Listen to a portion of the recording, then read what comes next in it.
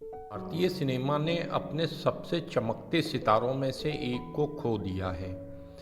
महान अभिनेता और फिल्म निर्माता मनोज कुमार का 4 अप्रैल 2025 को 87 की उम्र में निधन हो गया। मनोज कुमार के घर परिवार से लेकर फिल्मी सफ़र तक की आपने कई किस्से कहानियों को सुना होगा, लेकिन क्या आप उनकी पत्नी शशि गोस्वामी संग उनकी लव स्टोरी के बारे में जानते हैं? कैसे मिले, प्यार हुआ और बात शादी तक पहुंची? चलिए विस्तार से आपको बताते हैं। बॉलीवुड में कई पुराने सितारे हैं जिनकी लव स्टोरी के बारे में पब्लिक डोमेन में बहुत सी बातें हैं।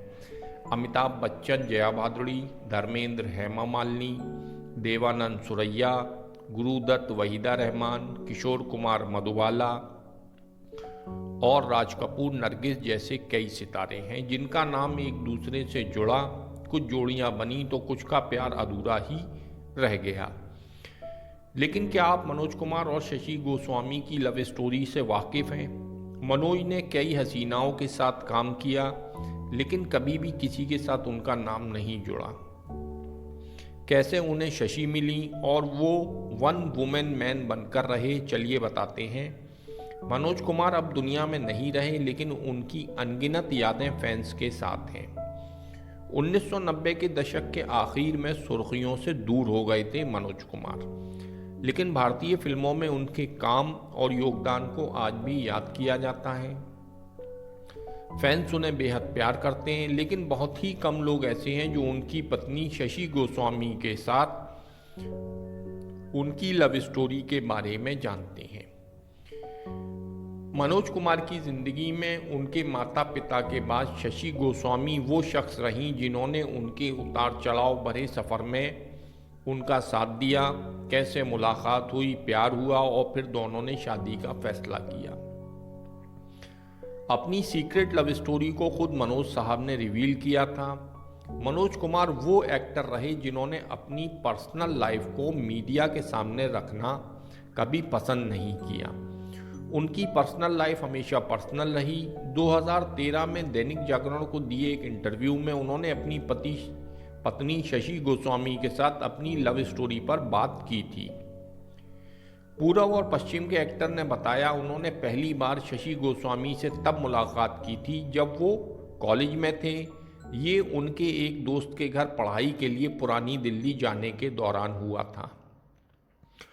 उन्होंने कहा, मेरे ग्रेजुएशन के दिनों में मैं अपने एक दोस्त के घर पढ़ाई के लिए पुरानी दिल्ली जाता था और वहीं मैंने पहली बार शशि को देखा। भगवान की कसम, मैंने अपनी पूरी ज़िंदगी में किसी लड़की को बुरी नीयत से नहीं देखा, लेकिन शशि में कुछ जादू था कि मैं उसके चेहरे से अपनी नज़रें नहीं हटा सका।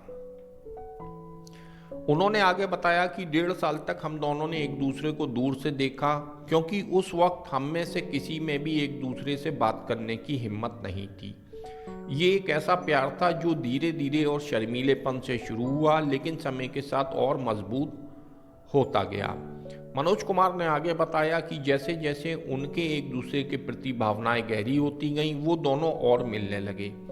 आमतौर पर दोस्तों के साथ और अक्सर सिनेमा में, लेकिन जहां मनोज के परिवार ने उनके रिश्ते का समर्थन किया, वहीं शशि के परिवार में चीज़ें इतनी आसान नहीं थीं। क्रांति के एक्टर ने बताया था, दोस्तों के साथ फिल्म देखने के बाद हम अधिक बार मिलने लगे, जबकि मेरे माता पिता को हमारे रिश्ते से कोई आपत्ति नहीं थी। शशि के भाई और माँ हमारे खिलाफ थे। मैं अपने कॉलेज की छत पर जाता था और शशि अपने घर की छत पर जाती थी, ताकि हम दोनों एक दूसरे को बिना किसी के पकड़ के देख सके। दोनों का प्यार सच्चा था, इसलिए दोनों ने इन बाधाओं को पार किया और आखिरकार दोनों ने शादी कर ली।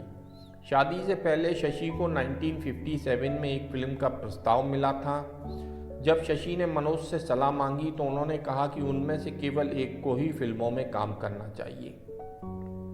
शशि ने मनोज के फैसले का सम्मान किया और अपना एक्टिंग कैरियर दांव पर लगाकर फिल्मों से दूर रहने का फैसला किया। फिल्मों के बजाय कुछ रेडियो नाटकों में भाग लिया। उनकी शादी विश्वास, सम्मान और समझ के मजबूत मूल्यों पर आधारित थी। उसी इंटरव्यू में मनोज ने बताया कि शादी का उनके लिए क्या मतलब था। बहुत से लोग शादी का असली मतलब नहीं समझते, क्योंकि यह आपके साथी के सभी अच्छे गुणों के लिए उनके साथ चिपके रहने के बारे में नहीं है, बल्कि उनके कुछ सीमाओं के साथ समायोजित करने और उनके कमज़ोर क्षेत्रों में उनका समर्थन करने के बारे में है। शशि को भी मनोज पर शुरुआत में शक होता था, जिसका उन्होंने खुलासा किया, खासकर जब मनोज फिल्म एक्ट्रेस से घिरे रहते थे। लेकिन मनोज साहब ने उन्हें हमेशा विश्वास दिलाया। शशि ने कहा था, मैंने कई बार उन पर शक किया, लेकिन उन्होंने हमेशा मुझे बताया कि शूटिंग के लिए सेट पर जाना उनके लिए मंदिर जाने जैसा है। वे जगह उनके लिए मंदिर जैसी है। साथ ही वे उन चीज़ों के बारे में भी जानती हैं जो मुझे पसंद नहीं थी, और उनकी कुछ सीमाएं भी थीं।